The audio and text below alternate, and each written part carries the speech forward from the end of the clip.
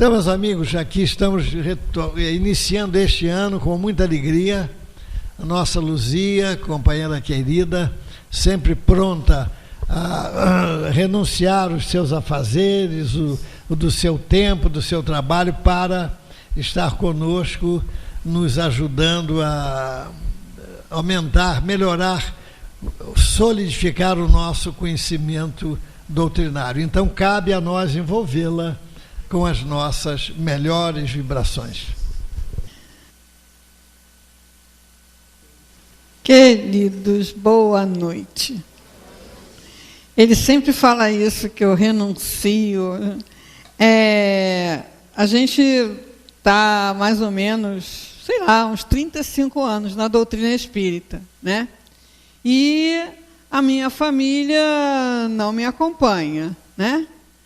De início, eles faziam bastante boicote, né?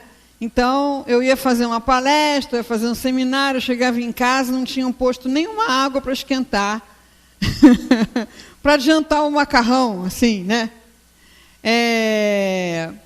Mas você não desiste, né? Você fica ali, aí o pessoal do outro lado é que cansa. Então, como se eu chego tarde, não encontro nenhuma panela de água fervendo, a janta sai muito mais tarde para todo mundo, né? Então, agora, quando eu venho para cá, chego em casa, a janta já está pronta. Ó, que maravilha! A outra coisa que eu quero compartilhar aqui é que o Gilberto não me dá tema, né? E eu acho que eu vou mudar esse contrato. Eu vou querer saber qual é a pergunta do Livro dos Espíritos. Porque é igual levar a criança na loja de brinquedo para ela escolher um, né? Então, assim, escolher um brinquedo na loja de brinquedo é renunciar a todos os outros. É muito difícil. Você vê como é que a criança fica? Não, eu quero esse. Não, esse aqui. Então, escolhe. Esse ou esse? Ai, não, aquele outro, né? Fica assim. Então, eu vim pensando em falar alguma coisa da autocura, né? Depois tinha esse livro aqui, com um negócio escrito assim, livro para consulta dos palestrantes. Aí eu disse, legal, acho que eu vou falar isso aqui, né? Depois ele falou aí dos mundos, e eu me conectei com um acontecimento, agora, recente, de uma relação que eu estabeleci com os livros, né? Que tem me trazido experiências bastante interessantes. Então, como é que é a questão, né? Você entra numa livraria, pode até não ser uma livraria espírita. Você entra numa livraria com uma questão e você abre um livro ao acaso, né? E aí tem hora que você até olha para trás para ver se dá para ver o acaso, porque é um negócio tão, assim, dirigido. Então, eu estava numa livraria, não espírita, num shopping, esperando minha filha chegar, esperar na livraria, lógico, né? Aí, assim, muitas questões na alma, eu nem estava buscando na livraria, na verdade, eu estava na livraria fazendo meio que hora, né? Aí eu abri um livro e tinha assim, A Bruxa de Copacabana. Aí eu li a história da Bruxa de Copacabana, já fiquei bastante impressionada, e fiquei ainda muito mais impressionada quando eu descobri que o autor do livro é o Marcelo Gleiser, um astrofísico brasileiro, conceituadíssimo, né, que faz pesquisas aí pelo mundo, é ligado aos Estados Unidos, enfim. E a história da Bruxa de Copacabana, ele usa como apoio a argumentação de que a ciência nunca encontrará resposta para todas as coisas. Não parece nada, não, mas isso é uma bruta de uma mudança de paradigma do século XIX para cá. Então, quando a ciência humana começou a explicar a evolução das espécies, começou a utilizar o vapor, a energia elétrica, inventar o telégrafo, a fazer a história do homem no planeta, através das camadas geológicas, a inclusive trazer essa visão do universo tão mais ampla, como a gente já até expandiu hoje em dia, o ser humano viveu esse delírio de que um dia a ciência iria explicar todas as coisas. E que, por isso, essa história de religião era uma bobagem destinada a acabar com o tempo. Só que a gente hoje está no século XXI, a religião não acabou com o tempo, muito pelo contrário, e a ciência nunca chega nessa fronteira final das informações, seja no campo macrocósmico, seja no campo do microcosmo, né? Então, assim, ele tem uma analogia muito interessante de que o conhecimento é uma ilha. Quanto mais você aumenta a ilha, mais aumenta a praia, né? Então, as fronteiras vão sendo distendidas, quanto mais conhecimento você acumula. Isso eu achei muito pertinente para a gente lidar com a arrogância que ainda aparece na expressão, na colocação de muitos cientistas. Muitas vezes brilhantes, mas que se apresentam como se tivessem se deparado com a verdade última do universo. E serve também para a gente utilizar na nossa vivência do Espiritismo. O Espiritismo é uma religião?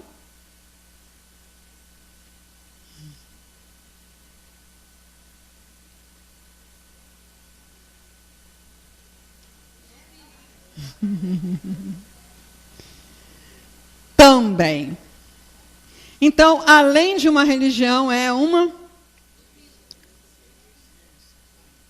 filosofia e uma ciência. Então, como a gente brasileiro já gosta de uma religião, muitas vezes chega na doutrina espírita e vive uma prática religiosa convencional. Então, o que é uma prática religiosa convencional? Tem o dia de você ir no templo. Então, tem o dia de você ir na sessão. Tem algum recurso, entre aspas, sobrenatural.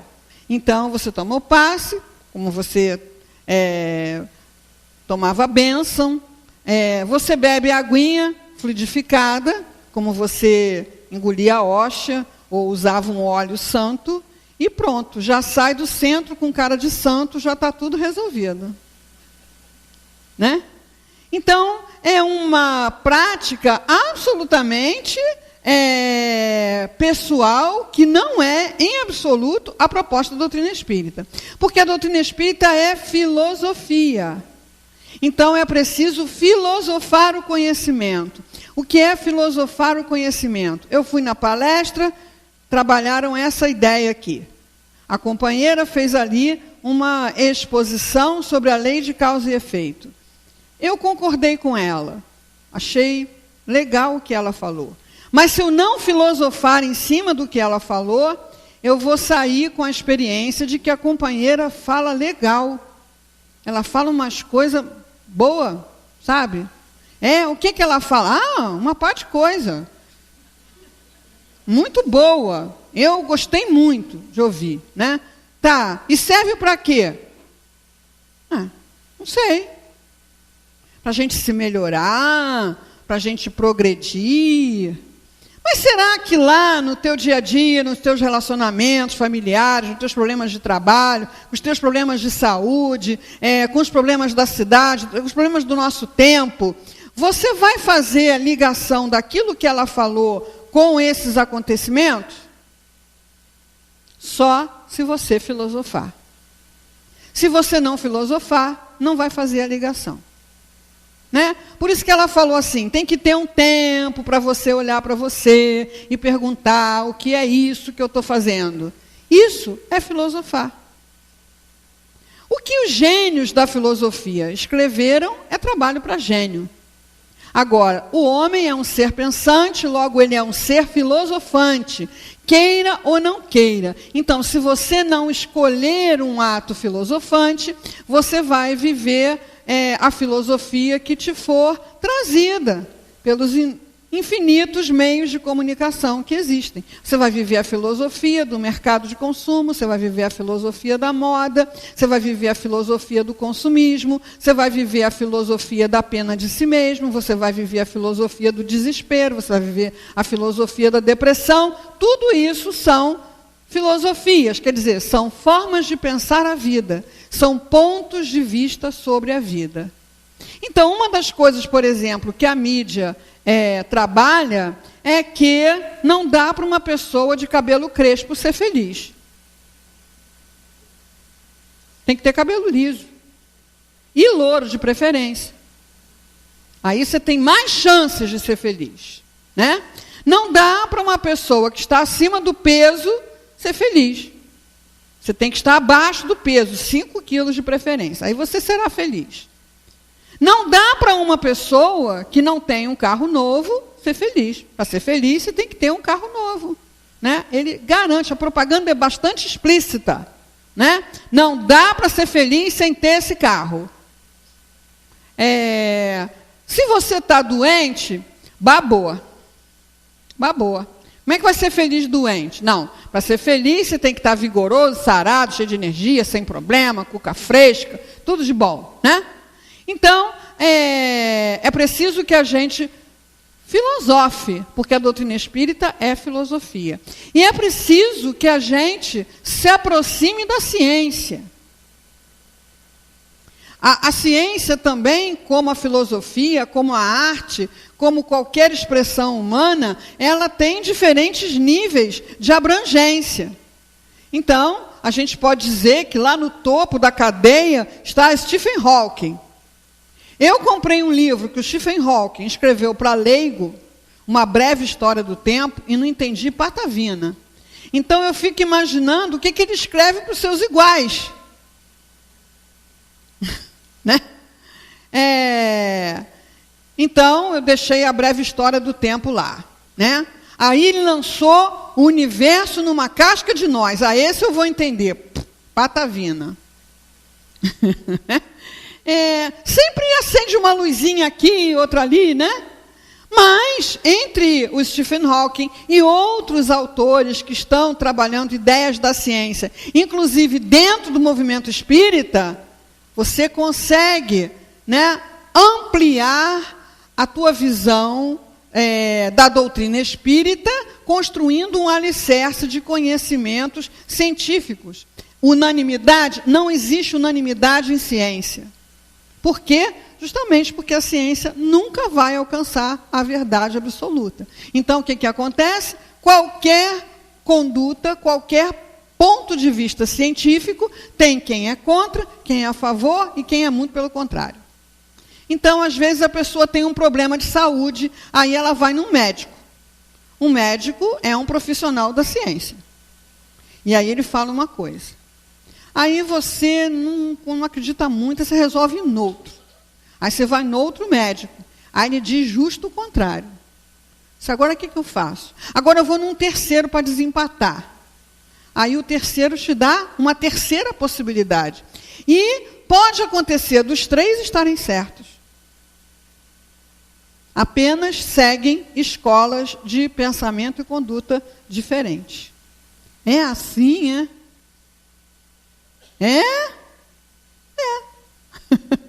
Justamente por isso, né? Porque a ciência nunca vai alcançar essa fronteira final do conhecimento.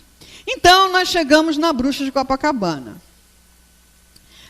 O Marcelo Gleiser era jovem, o pai dele estava recebendo uns amigos e resolveu servir um uísque para os amigos. Um uísque lá, caro, não sei das quantas. Quando o amigo bebeu o uísque, diz assim, ô Isaac, o nome do pai dele era Isaac, ô Isaac, isso aqui não é uísque, isso aqui é chá. É um chá bom, mas é chá. Você, como assim é um chá? Aí foram abrindo todas as garrafas, era tudo chá. Aí o pai do Marcelo foi na cozinha interpelar a cozinheira, que, segundo Marcelo, era uma seguidora da Umbanda ou do Candomblé, não sei, usava aqueles paramentos, praticava aqueles ritos, e perguntou para ela: a senhora bebeu o meu uísque? Ela falou assim: bebi. Foi bebendo e botando chá, foi bebendo e botando chá. Se a senhora ainda fala isso desse jeito? Então a senhora está despedida. Bom, aí a senhora foi lá, né, se arrumou para ir embora. Quando ela está saindo, esbarrou com o Marcelo, que era um jovem, e falou para ele: esta casa está amaldiçoada.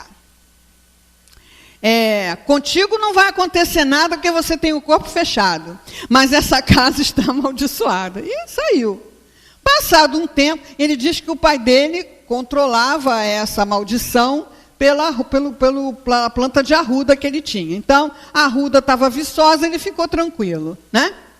E aí, um dia o Marcelo estava em casa sozinho. Primeiro ele sentiu um arrepio no corpo todo, e daqui a pouco ele começou a ouvir uns estrondos na sala. Quando ele chegou na sala, a cristaleira cheia de cálices da Boêmia, não sei de onde, começou a quebrar e despencar, caiu uma em cima da outra, e o carrinho das bebidas também, né, se auto-arrebentando. Aí ele ficou pensando: isso foi o acaso? Complicado, né? O acaso só atingiu o setor de bebidas da casa. Não pode ter sido um tremor de terra. Não tem tremor de terra em Copacabana. Não pode ter sido uma reverberação, porque senão o primeiro vidro a quebrar seria o da janela, né? Então, isso é um fenômeno que a ciência nunca irá explicar. Aí me deu vontade de mandar um livro dos médios para ele. Ele ia descobrir, né, que o epicentro do fenômeno era ele mesmo. Então, ele colocou isso lá nesse lugar. E eu observo que muitos pensadores da ciência, muitos cientistas, têm em relação aos fenômenos, entre aspas, sobrenaturais, essa mesma visão. Não adianta a gente se ocupar disso, porque a gente nunca vai poder entender como é que isso acontece, então deixa isso para lá.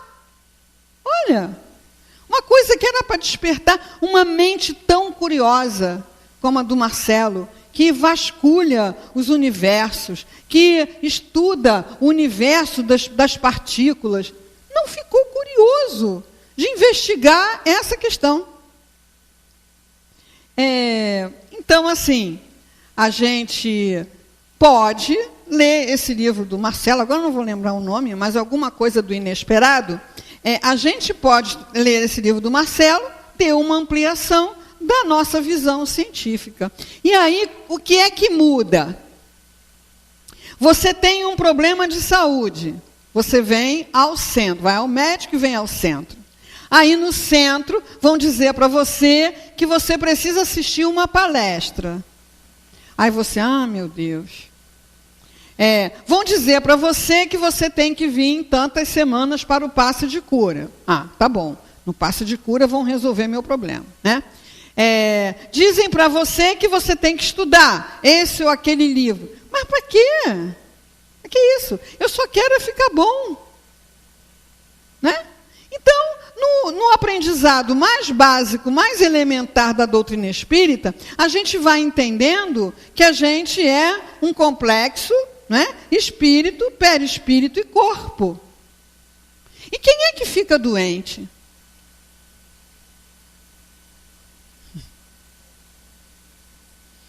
É o corpo que fica doente. Quem será que fica doente? O corpo, o que acontece? Ele está lá recebendo as informações do espírito via perispírito. Então, a doença está no espírito. E essas doenças são, geralmente, alguma expressão de orgulho, alguma expressão de egoísmo. Essas doenças que estão no espírito, elas causam perturbações na estrutura sensível do perispírito.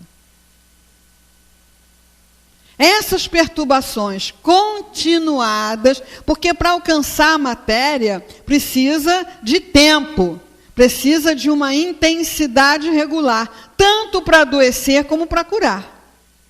Porque a matéria do corpo é uma matéria densa. Se a gente mal pensou, produzisse um efeito na matéria densa, esse mundo seria um caos, né? Naquele filme O Segredo, né? Tem lá um exemplo. Você pensou no elefante, aparecia um elefante na sua sala, né?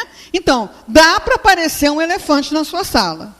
Mas você vai ter que pensar isso com uma constância, com um planejamento, descobrir aonde pode comprar um elefante, quanto custa, trabalhar, ganhar o dinheiro, transportar o elefante, ele aparece na sua sala. Então, tudo que tem aqui, por exemplo, ventilador de teto, ar-condicionado, cortina, relógio, tudo isso começou sendo pensamento na cabeça de alguém. Como esse pensamento foi constante, a pessoa se aplicou a esse pensamento, acabou materializando esse pensamento. É assim que a gente materializa a doença e é assim que a gente materializa a saúde. Então a doença está no espírito. Então, por que é que você é indicado a assistir palestra quando você veio ao centro só para se livrar da doença ou então do obsessor? Não é para encher o salão, não. É porque é na palestra, ou é no estudo, ou é na leitura que você cria uma oportunidade de curar a doença que está no espírito. Aí você curando a doença que está no espírito, você vai começar a vibrar saúde, a vibrar equilíbrio, vibrar harmonia, que vai alcançar o perispírito, e aí com a ajuda do tratamento médico, com a ajuda do passe, com a ajuda da ambiência, da casa espírita, da leitura, de tudo isso, você tem uma boa chance de reproduzir essa saúde no corpo físico. Agora, se você vem para a casa espírita, só quer tomar o passe, não é obrigado a assistir uma palestra. Aí, eu sei quem veio aqui com essa intenção, tá? Não é paranormalidade, não. É a expressão da pessoa. Então, a pessoa que vem à palestra porque ela quer estudar, porque ela quer ampliar o conhecimento, porque ela quer realmente se transformar, o olho dela brilha de um jeito. Agora, aquele que veio porque alguém trouxe, porque está dando problema, porque tem que tomar um passo de coisa, vem aqui. Bobeou, dormiu. Por quê? Porque a pessoa está tão perturbada que o centro espírita é o único lugar que ela consegue dormir.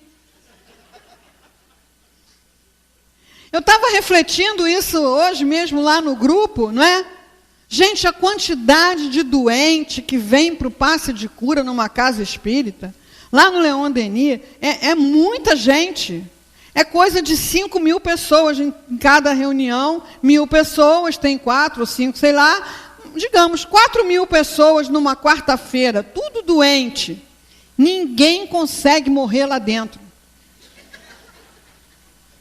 E é gente com câncer, é gente com diagnósticos brabíssimos, graves. Ninguém consegue morrer lá. E a quantidade de perturbado que vem na reunião pública? De médium, obsidiado, de médium que a obsessão já causou lesão no equilíbrio da mente, já apresenta sinais de perturbação, de esquizofrenia, afundado em depressão. Ninguém surta no centro espírita. Olha que eu frequento o Leon Denis, sei lá, 30 blau, né? Nunca vi ninguém surtar na reunião. Alguém já surtou aqui na reunião pública?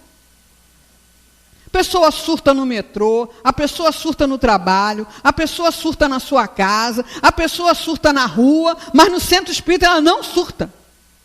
Por quê? Porque tem um pessoal ali na porta. Aí você vem do seu trabalho, você vem do seu dia a dia, você vem do seu sofrimento, das suas questões familiares, aí você vem, né? Aí você passou dali, até que eu estou legal. Eu acho que eu vou embora, já estou legal, né? Vamos lá, senta. Aí você sai, os que dormem, porque não consegue dormir em outro lugar, dorme, acorda leve, né? Sai. Agora, se não aprendeu nada, quer dizer, se não fez conexão entre as ideias que foram trabalhadas e as suas questões, se não filosofou, se não ampliou o conhecimento, vai sair do mesmo jeito que entrou. Vai sair melhor, porque harmonizou, equilibrou, descansou, tomou o passe, fez musicoterapia, né? Saiu numa vibração legal. Mas passou ali da porta, chama o pessoal todo de volta. Vamos?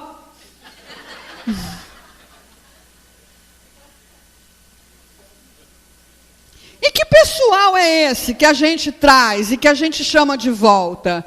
É aqueles que estão ligados às nossas mágoas, aos nossos ressentimentos, aqueles que estão ligados aos nossos medos.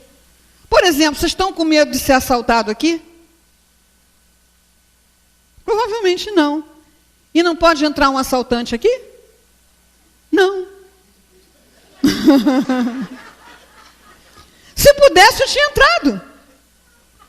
Quem toma conta da porta é uma senhorinha toda simpática. Todo mundo aí está de celular, né? Todo mundo está de celular. Todo mundo tem um dinheirinho no bolso aí, né? Eu não podia fazer uma festa aqui, né? Ainda ia sair abençoado. Você vai, meu irmão.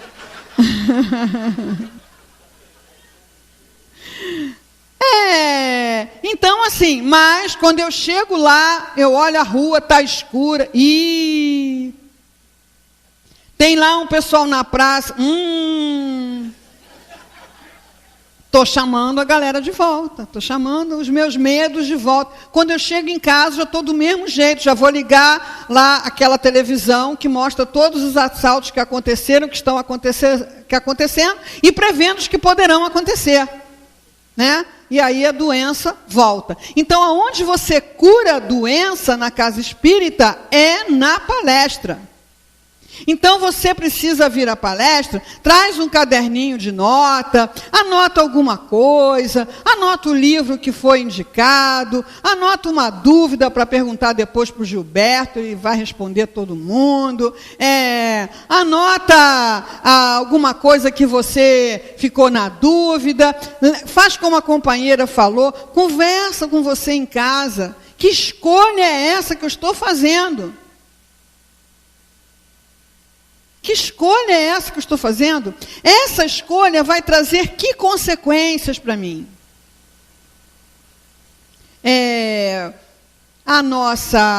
O nosso egoísmo é uma coisa totalmente diferente de autoestima. Autoestima e egoísmo e vaidade são coisas completamente diferentes. Então, autoestima é você se amar. Você merece ser amado?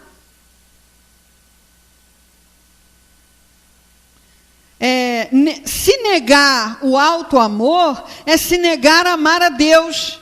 Porque você, como ela falou, é uma expressão do amor divino. Você tem Deus em você, você tem Deus em cada célula, você tem Deus nas potências da alma. Na vontade, no pensamento, no amor. Então, você precisa se amar. E as pessoas misturam as coisas. Eu me amar, eu ter autoestima, não é vaidade? Então, a gente criou lá no Autocura uns recursos básicos para você diferenciar o que é egoísmo, o que é orgulho, do que é autoestima e do que é projeto pessoal. Projeto pessoal é uma coisa que foi o centro da psicologia do sentido, desenvolvida pelo Viktor Frankl, que a Joana de Ângeles cita em alguns livros, que é o psiquiatra ou psicólogo, agora não me lembro, no campo de concentração. Porque ele foi prisioneiro no campo de concentração e foi lá que ele desenvolveu a teoria dele do sentido, a psicologia do sentido. Porque aquelas pessoas que tinham uma forte razão para continuar vivendo, que tinham um objetivo claro para fazer quando saíssem dali, eram mais resistentes àquela situação absolutamente adversa. Sobreviviam mais. Os que não tinham, entregavam logo os pontos e acabavam morrendo de fome, de inanição, de doença, enfim. E a partir dali, quando ele saía, ele escrevia a teoria dele no papel de pão, no papel que aparecia, né? E depois ele aprofundou esses estudos e criou a psicologia do sentido. Então, quando eu estou vivendo sem um propósito, quando eu estou vivendo sem um objetivo, quando eu estou vivendo sem um plano, eu estou numa situação de risco de ter depressão e daí desenvolver outras doenças. Por quê? Porque eu estou na contramão da lei de Deus. Cada um de nós é um projeto de Deus único. Cada um de nós tem um papel a desempenhar na criação que é único. A gente ousa dizer que nós somos insubstituíveis. O que nós não somos é indispensáveis. Então, se eu tiver que fazer aquele trabalho e eu me recusar a fazer, outro fará, mas não fará como eu faria, porque eu sou único. Então, quando eu me recuso a ter um sonho, a ter um projeto, a vislumbrar um futuro para mim, comigo, por mim, eu estou na contramão da lei divina natural. E por isso eu adoeço, eu sofro. Ah, mas eu vivo pelos meus filhos.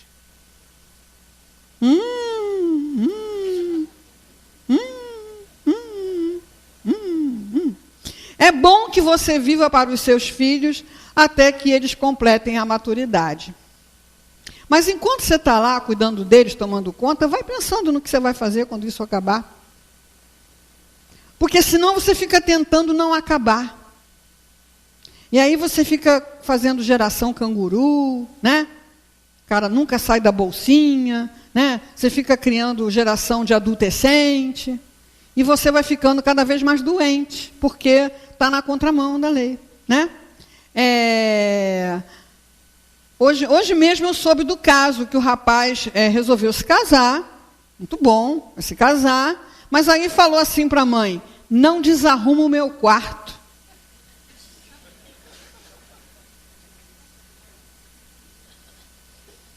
E será que a esposa vai ser igual à mãe? Mãe, bota meu prato. Um marmanjo de 30 anos. Aí a criatura vai e bota. Devia pagar multa. Porque está criando um ser incapacitado para a vida em sociedade. Então, uma pessoa de 30 anos já deve ser capaz de trabalhar, ganhar seu dinheiro, comprar a sua comida, fazê-la e depois lavar a cozinha. Mas não, fica lá no sofá, no videogame. Mãe, bota meu prato. Né? Então, a gente se torna mãe. Realmente, a criança, o bebê, a criança pequena, ocupa muito tempo. Muitas vezes os nossos projetos pessoais têm que aguardar um momento ideal, mas não é para renunciar a tê-los. Porque senão a gente vai experimentar uma frustração e vai dizer que o responsável pela nossa frustração é o nosso filho, que é ingrato, né? Chegou uma pessoa no Autocura agora há pouco tempo e ela começou a falar que era um absurdo o que o filho dela fazia em casa, o pimpolho, né? Ar-condicionado ligado o dia inteiro, internet o dia inteiro, não sei o que, não fazia nada, não sei o que. Pela idade da mãe, a gente já sabe a idade do pimpolho, né? Estava assim na faixa dos 40, uma criancinha. E quem é que paga? Ah, eu que pago, né? E eu tenho que pagar, né? Ah, você tem que pagar? Pois não pague, cancele a internet. Nunca mais ela voltou. mais ela voltou. Então, será que é isso que é ser altruísta? Será que é isso que é fazer a caridade? Será que é isso que é praticar o bem? Não. Então, pratica o bem, é altruísta quem tem um projeto pessoal e nesse projeto pessoal ele beneficia os outros. Então, a pessoa que tem um projeto pessoal de estudar qualquer coisa, né? Vai estudar psicologia, vai estudar nutrição, vai estudar música, vai estudar pintura, vai estudar engenharia.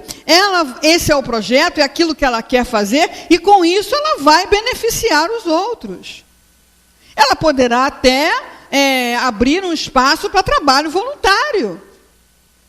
Agora, se ela tão renunciadora, não, eu não vou fazer nada, eu vou ficar aqui, só fazendo isso, tá bom, porque eu não sou ambicioso, está na contramão da lei de progresso, que é de progresso mesmo, contínuo. E a diferença da autoestima para a vaidade é que a vaidade é comparativa. Então, quando eu estou tomando consciência de uma qualidade que eu tenho, até aí está legal, né? Se eu sou uma pessoa trabalhadora, puxa, é apreciável. Puxa, eu sou trabalhadora, eu sou comprometida, eu sou criativa, eu sou resistente, eu sou disponível. Puxa, que legal. Aí é autoestima. Agora, quando eu sou trabalhadora, mas tem gente lá no centro que não faz nada, aí é vaidade. Então, se não tiver comparação, é apenas uma coisa que é lícita você fazer e que está impressa no seu DNA espiritual, na consciência. Então, a consciência não está ali só para dar alarme quando você escolhe errado, não. A consciência está ali também para recompensar quando você age certo. É o mesmo mecanismo. Então, do mesmo jeito que você fica incomodado quando a sua atitude não foi harmônica com a lei de Deus, quando você age de acordo com a lei de Deus, você experimenta um bem-estar, um fortalecimento, uma alegria de viver. É uma vacina contra a depressão, contra a tristeza, contra as consequências dessas doenças da alma, da psique. É por isso que as pessoas que descobrem a alegria do trabalho voluntário, parece que não se cansam nunca. Parece que estão sempre saltitantes, parece que estão sempre alegres. O pessoal está lá cozinhando até meia-noite para levar comida para a rua, todo mundo conversando, brincando, alegre, né? Aquele que não descobriu essa alegria, almoçou 9 horas, de cara feia, olhando para a família, foi para o Facebook, viu um monte de coisa que perturbou as ideias, não conseguiu dormir, teve que tomar um calmante para conseguir dormir. E tem que acordar, olha, por que isso está ruim? Por que isso na minha vida está ruim? Por que isso está me dando esse resultado adoecido? Por que isso está funcionando mal? Por quê? Tem que filosofar. Então, a lei divina natural é a única para a felicidade do homem, que só é infeliz quando dela se afasta. Então, qualquer infelicidade na sua vida se origina em você mesmo. Não, mas sabe o que é? É que a mamãe nunca gostou de mim. Supera isso, criatura, supera. A sua mamãe é um ser humano. Ah, minha mamãe sempre gostou mais do meu irmão. Quase todas as mães gostam mais do irmão, claro. E quase todas as filhinhas gostam mais do pai. Do Freud, nessa ele deu uma dentro, né? É um negócio complexo, cruzado, né? Só que, para a criança, se sentir amado, se sentir valorizado, se sentir apoiado, se sentir acolhido, é fundamental, é uma questão de sobrevivência. A criança que não recebe isso, ela desenvolve adoecida, como uma planta que não recebe cuidado, cresce torta, cresce seca, cresce... Agora, para o adulto, essas coisas são desejáveis, mas não são indispensáveis. Então, se eu não tenho aprovação daquele grupo, eu posso ter aprovação de outro grupo. Se eu não sou acolhida num lugar, eu posso ser acolhido no outro lugar. E se eu tiver que me fortalecer para conviver onde eu não sou muito bem aceito, muito bem compreendido, eu posso fazer isso. A minha sobrevivência não corre risco. É diferente da criança. Então, o que a criança experimenta quando o pai e a mãe brigam? Pânico. Pânico. Essas pessoas é que me garantem a proteção, a sobrevivência. Se eles se separarem, o que vai ser de mim? O que vai acontecer comigo? Agora, depois que você já está adulto, seu pai e sua mãe se separaram, você pode não ficar feliz com essa ideia, né? Mas supera. Agora eu me lembrei, eu vi um programa da televisão italiana. A televisão italiana tem uns negócios malucos. E tem lá um julgamento público, né? Então a pessoa leva lá a sua queixa, aí tem um advogado de defesa, advogado de acusação, tem lá o juiz que no final dá o veredito. Então, assim, a mãe separou do pai, depois de ter vivido uma vida toda lá, vivendo lá os sofrimentos, que só ela sabe, e depois que os filhos estavam adultos, ela se separou. O filho não aceitou o marmanjo, não aceitou de jeito nenhum. De jeito nenhum. Então, o que ele fez? Convidou a mãe para fazer um cruzeiro de navio. A mãe achou legal a ideia, foi. O que ele fez? Combinou com o pai.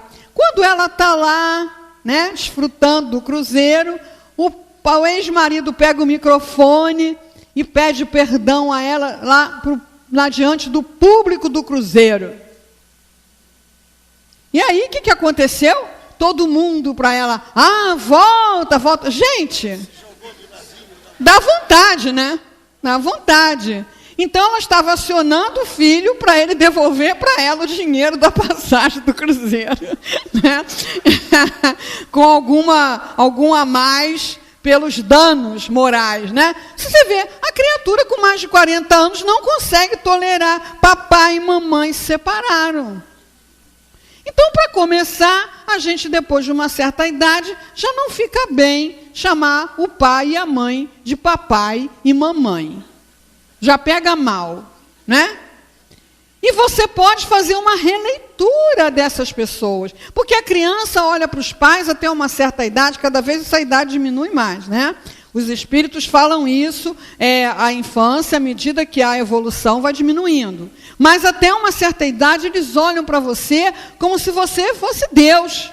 Você sabe tudo, você sabe o que é melhor para eles, você é a segurança deles, eles não querem sair de perto de você até os hormônios começarem a subir, né? Quando os hormônios começam a subir, aí você já não sabe mais nada, tudo que eles querem é ficar longe de você. E é assim que tem que ser.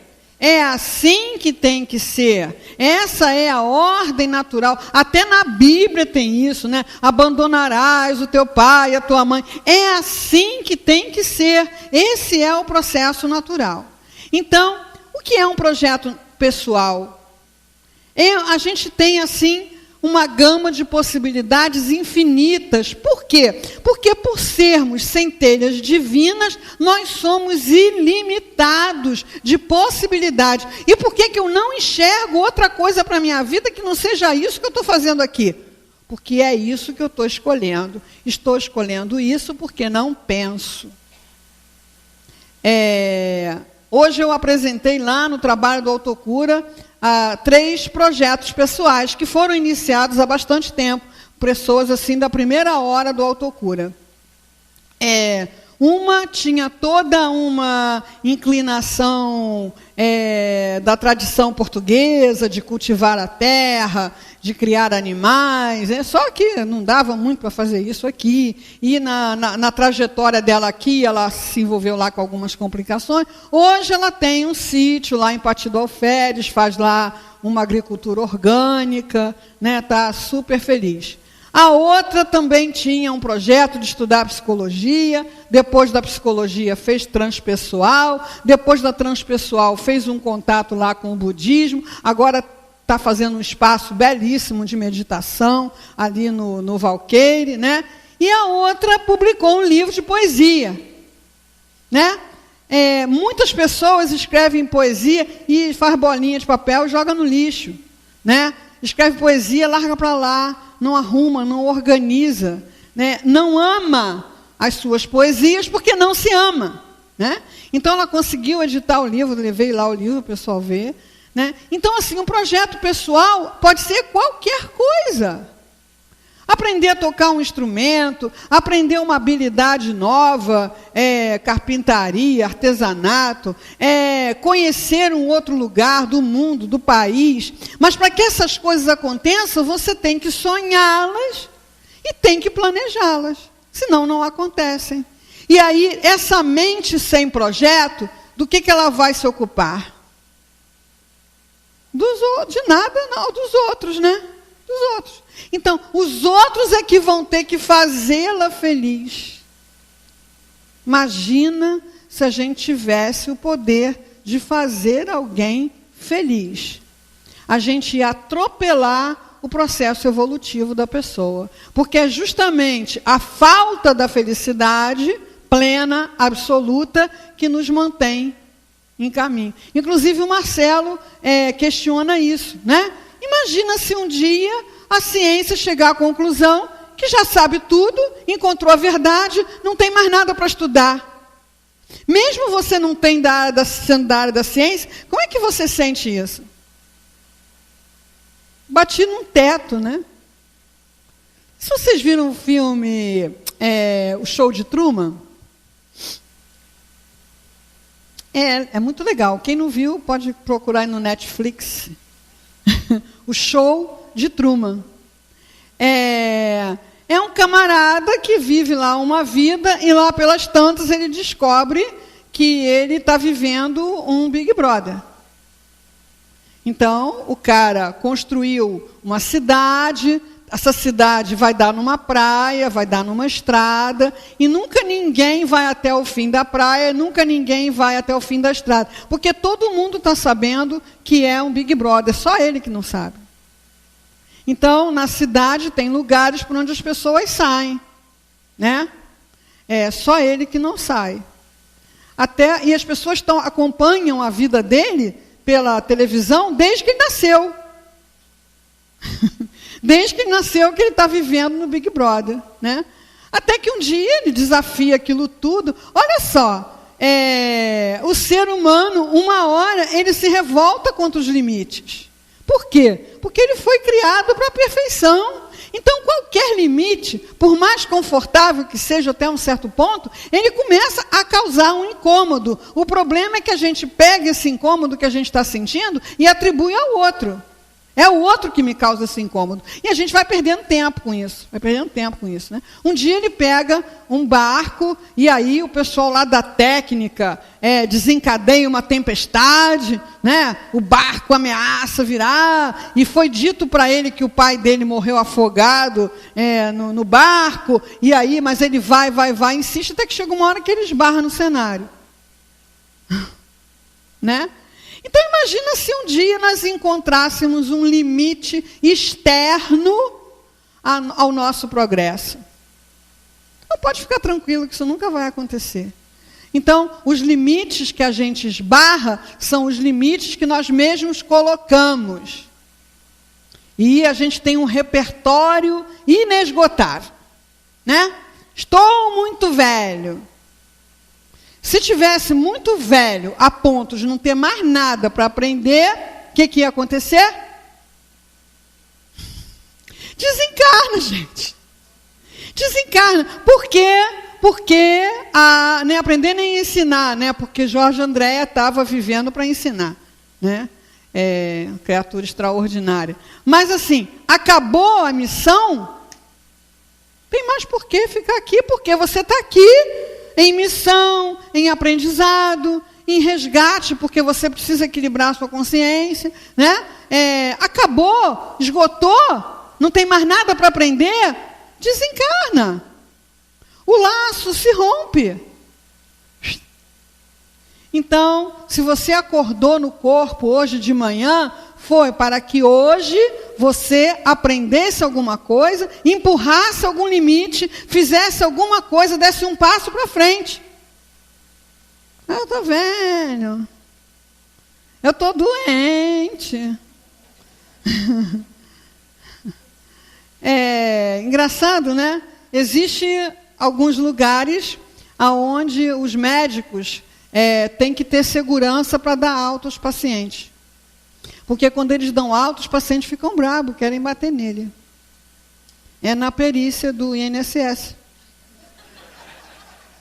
Porque a pessoa está tão bem doente, recebendo o seu salário sem trabalhar, como é que esse camarada agora vem dizer que eu estou bom, que eu posso trabalhar? Ficam bravos mesmo. Tanto é que nem é o perito que fala. Se deu, vai saber lá, bem longe, lá, o funcionário lá longe. Né? Mas eu tenho pressão alta. Quem aqui tem pressão alta? Temos que ficar de repouso. Né? Diabético. Quem tem artrite? Artrose. Então, é muito difícil, né, no nosso contexto, um corpo 100% saudável. Há doenças que são realmente incapacitantes para muitos tipos de trabalho, mas só estão isentos de qualquer trabalho os que estão em coma. E esses eu desconfio que trabalham no mundo espiritual, porque fica meio solto, né? Fica meio balãozinho de gás, assim, né? Então, assim, mas eu desse jeito, eu vou trabalhar? Então, hoje em dia, com a facilidade da internet, o que mais você pode ver são exemplos de pessoas sem perna, sem braço, com a cabeça ao contrário. Impressionante aquele cidadão, né? Que coisa é aquela? Né? O Jerônimo Mendonça, vou ficar na cama, vou ter que ficar na cama? Tem que ficar na cama. Então, carrega a minha cama que eu preciso trabalhar. Né? Aquele rapaz que fez o Super-Homem tetraplégico, escreveu livro, deu entrevista, levou o quê? Com o exemplo dele, ele levou o quê? Estímulo a outros que estavam na mesma situação, né? O Nick Visnick, que não sei se é assim que fala, mas só tem um tronquinho, e ele trabalha fazendo palestras motivacionais. Sabe que é uma pessoa que nasceu sem braço, sem perna, e faz palestras motivacionais? Tem um lance na palestra dele que é impressionante. Ele diz assim: eu vou fazer uma coisa aqui que é para vocês nunca aceitarem que ninguém diga para vocês que vocês não podem fazer alguma coisa. Eu vou cair aqui. Vocês acham que eu levanto sozinho? A gente não acha. A gente entende que se ele não soubesse que ele ia levantar sozinho, ele não ia fazer aquilo, né? Mas ele, com aquele corpinho em cima da mesa, ele, pum, se joga para o lado. E ele levanta sozinho. Porque ele desenvolveu uma habilidade lá com o pescoço e com um cotoquinho de pé que ele tem, que ele chama de franguinho. Não chega a ser um pé, não. É um negocinho assim. Ele toca teclado, ele usa o computador, ele surfa, assim, tipo jacarezinho. Mas eu nem jacarezinho não faço. Né? Em pé, não. Né? Ele casou recentemente, ele é bonito, tem uns filhos lindos já, entendeu? Então, assim, sem perna, sem braço, sem limite. Então, você tem braço, você tem perna. Será que esse limite que você está colocando, da idade, da doença, da situação econômica, realmente é um limite definitivo? Olha só, você vai continuar vivo até morrer, tá? Mas não tem mais nada que você possa fazer, porque você não tem dinheiro, porque você não tem saúde, porque você não tem mais idade. Então, esses limites são fabricados pelo espírito. É alguma coisa que a psicologia fala de zona de conforto, que de confortável não tem nada. O único conforto que ela te dá é porque é uma área conhecida. E você, para fazer qualquer mudança, você vai ter que ir para a incerteza do Marcelo Geiser. Você vai ter que experimentar coisas novas. Eu fui apresentada a um projeto também, num curso que eu fiz há um tempo, do Meninas de Sinhá. Já viram isso? Como já tem algum tempo, eu não sei se ainda existe, mas era uma senhora que frequentava o posto de saúde e ficava vendo todas aquelas senhoras idosas com aquele saquinho plástico, cheio de remédio, tudo borocochô lá. Aí ela pensou assim, eu vou propor para a gente aqui fazer um artesanato, enquanto a gente fica aqui esperando. Aí ela propôs, mas o artesanato não teve muito sucesso, não. Porque elas já tinham tantas tarefas, elas iam lá para o posto também para descansar das tarefas, né? Socializar. Aí, ela observou que, enquanto elas estavam fazendo artesanato, elas se lembravam de músicas do seu tempo. Lembra aquela. Então vamos cantar. Elas começaram a cantar no posto de saúde, né?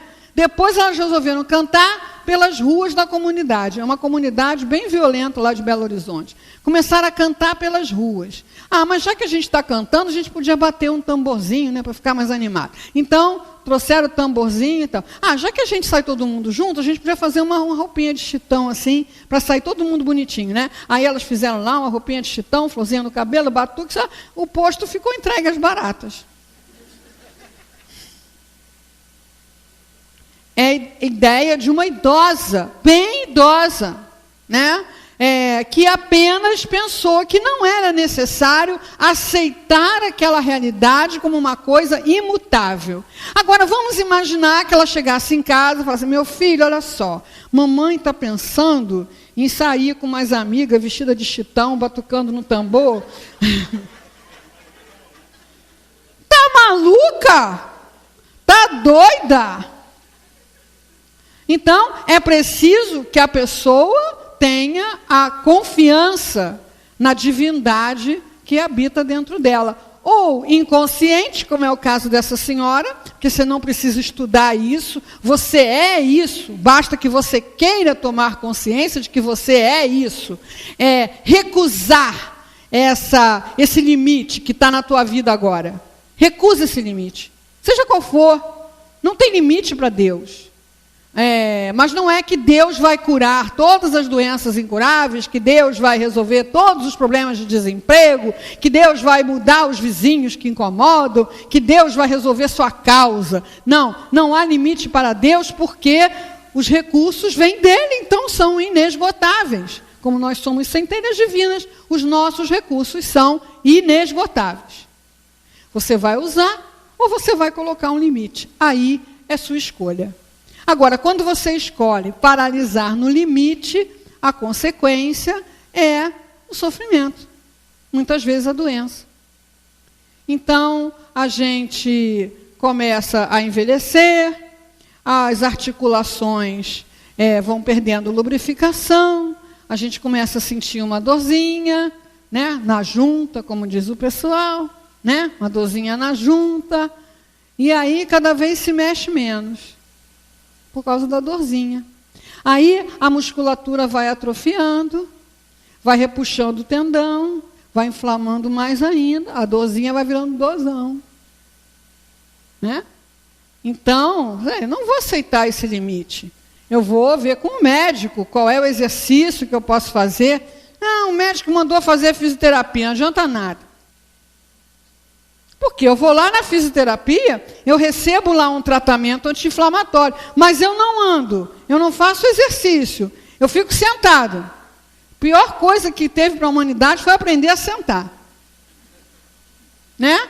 Porque o sangue tem que ir lá na ponta do dedão do pé e voltar para o coração. Né? Vai lá na pontinha e volta. Você sentado, o sangue vai, quando volta, encontra um obstáculo. Então, quanto mais sentado você fica, mais você compromete a circulação, as articulações. Então, mesmo que você trabalhe sentado, de vez em quando tu levanta e dá uma caminhadinha, né? Para dar uma canja, né? Para o teu organismo. Então, pensa aí, qual é o limite que tem na sua vida hoje?